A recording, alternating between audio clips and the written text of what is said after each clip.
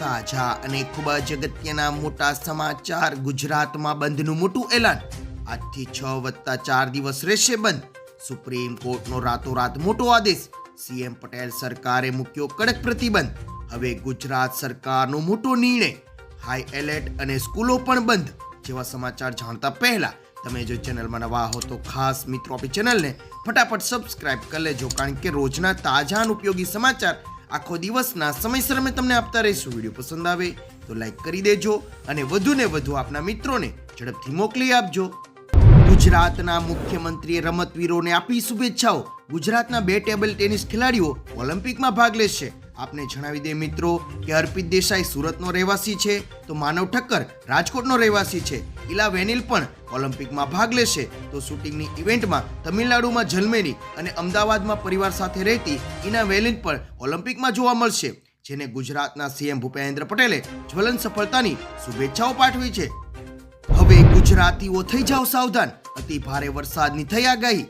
હવામાન વિભાગ દ્વારા આજે રાજ્યના ઘણા વિસ્તારમાં ભારેથી અતિ ભારે વરસાદની આગાહી કરવામાં આવી છે, જેમાં અમદાવાદ, દાહોદ, છોટાઉદેપુર, પંચમહાલ, વડોદરા, નર્મદા, ભરૂચ, તાપી, ડાંગમાં ભારે વરસાદ પડશે. તો બીજી બાજુ સૌરાષ્ટ્રના રાજકોટ, અમરેલી, ભાવનગરમાં અતિ ભારે વરસાદ પડવાની આગાહી કરાઈ છે. આ સાથે માછીમારોને દરિયો ન ખેડવાની સૂચના પણ આપી દેવામાં આવી છે. હવે ગુજરાતીઓ જાણી લો, ગુજરાત સરકારે લીધો મોટો નિર્ણય. રાજ્ય સરકારે જીવન રક્ષક આવશ્યક દવાઓના એન્સિલિયન્સ ડ્રગ્સ લિસ્ટમાં વધારો કર્યો છે. એન્સિલિયન ડ્રગ્સ લિસ્ટની દવાઓ 717 થી વધારીને 1382 કરાઈ છે. 665 જેટલી નવી જીવન રક્ષક દવાઓ જેમાં ઉમેરવામાં આવી છે. આ વર્ષે નવી ઉમેરાયેલી દવાઓમાં cancer, anti cancer, anti infection, હૃદય રોગ, ડાયાબિટીસ, બીપી અને કિડનીના રોગ સાથે સંકળાયેલી જીવન રક્ષક દવાઓ છે. ત્યારબાદ એલર્ટ. હજુ બગડી શકે છે સ્થિતિ. સુરત જિલ્લામાં ભારે વરસાદને કારણે 4 લોકોના જીવ ગયા છે. હાલમાં 3200 થી વધુ લોકોનું સ્થળાંતર કરાયું છે અને 353 લોકોનું રેસ્ક્યુ કરાયું છે. મૃતકોના પરિવારજનોને આર્થિક સહાય અપાય છે. સુરતમાં સિઝનનો 75% વરસાદ પડી ગયો છે. મહુવા ખાતે નદીમાં વધુ પાણી આવ્યું છે, તેથી સ્થિતિ હજુ બગડી શકે તેમ છે, જેને લઈને તંત્ર સજ્જ થયું છે. ઉર્જા મંત્રી કનુભાઈ દેસાઈની અધ્યક્ષતામાં સમીક્ષા બેઠક યોજાઈ હતી, જેમાં તેમણે સુરતની માહિતી પણ મેળવી હતી. ત્યારબાદ સીએમ ભૂપેન્દ્ર પટેલનું મોટું નિવેદન.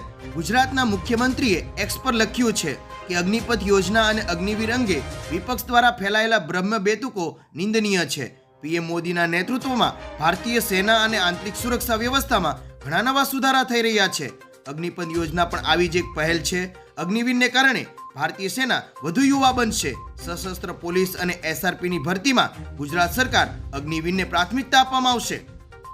હવે સીએમ પટેલ સરકારે ગુજરાતમાં મૂક્યો મોટો પ્રતિબંધ.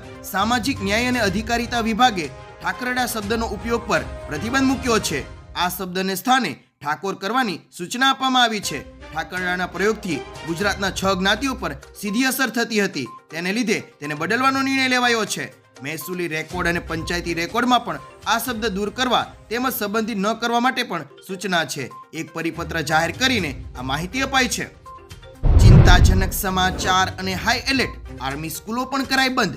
પંજાબના પઠાણકોટમાં કેટલા શંકાસ્પદ આતંકવાદી જોયા બાદ જમ્મુમાં હાઈ એલર્ટ જાહેર કરવામાં આવ્યું છે. મળતા અહેવાલ મુજબ સાવચેતીના પગલા તરીકે જમ્મુમાં આર્મી સ્કૂલોને શનિવાર સુધી બંધ કરી દેવામાં આવી છે. સૈન્ય અને સંરક્ષણ મથકો પર સુરક્ષા પગલા વધારી દેવામાં આવ્યા છે. પંજાબ પોલીસે એક શકમંદનો સ્ક્રેચ પણ જાહેર કર્યો છે. હવે ગુજરાતમાં અહીં 6 દિવસ બંધ કરવાનો નિર્ણય. હવામાન વિભાગની આગાહી અનુસાર ગુજરાતમાં 3 સિસ્ટમ સક્રિય થવાથી ધોધમાર વરસાદ વરસી રહ્યો છે. ત્યારે પંચમહાલમાં પણ ધોધમાર વરસાદ ખાબક્યો છે. વહેલી સવારથી જ ધોધમાર વરસાદ વરસતા ઠેર ઠેર પાણી ભરાઈ ગયા છે. જોકે ભારે પવનને કારણે પાવાગઢમાં રોપવે સેવા બંધ કરાઈ છે.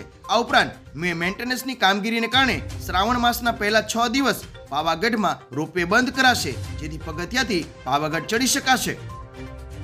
સરકારને મોટો ફટકો અને સુપ્રીમ કોર્ટે આપ્યો કડક આદેશ. સુપ્રીમ કોર્ટે સોમવારે ઉત્તર પ્રદેશની યોગી સરકારને મોટો ઝટકો આપ્યો છે. કવર માર્ગ પર આવતી દુકાન પર દુકાનદારોના નામ લખવાની યોગી સરકારની સૂચનાના અમલ પર કોર્ટે પ્રતિબંધ મૂક્યો છે. આ સાથે સરકારે યુપી, એમપી અને ઉત્તરાખંડની સરકારોને નોટિસ પાઠવીને તેનો જવાબ પણ માંગ્યો છે. આ મામલામાં આગામી સુનાવણી 26મી જુલાઈએ થશે. એટલું જ નહીં મિત્રો, જાણી લો ગુજરાતમાં અહીં 4 દિવસ પણ રહેશે બંધ. અંબાજીના ગબ્બર પર્વત પર 4 દિવસ સુધી એટલે કે 30 જુલાઈથી લઈને 2 ઓગસ્ટ સુધી રોપવે બંધ રહેશે. વાર્ષિક મેન્ટેનન્સને લઈને રોપવેની સુવિધા બંધ રાખવામાં આવી છે. મેન્ટેનન્સ દરમિયાન 4 દિવસ સુધી મંદિર ખુલ્લું રહેશે અને ભક્તો પગથિયા ચડીને દર્શન કરી શકશે. કામગીરી પૂર્ણ થયા બાદ તારીખ 3/8/2024 થી ફરી રાબેતા મુજબ રોપવેની સુવિધા શરૂ કરવામાં આવશે.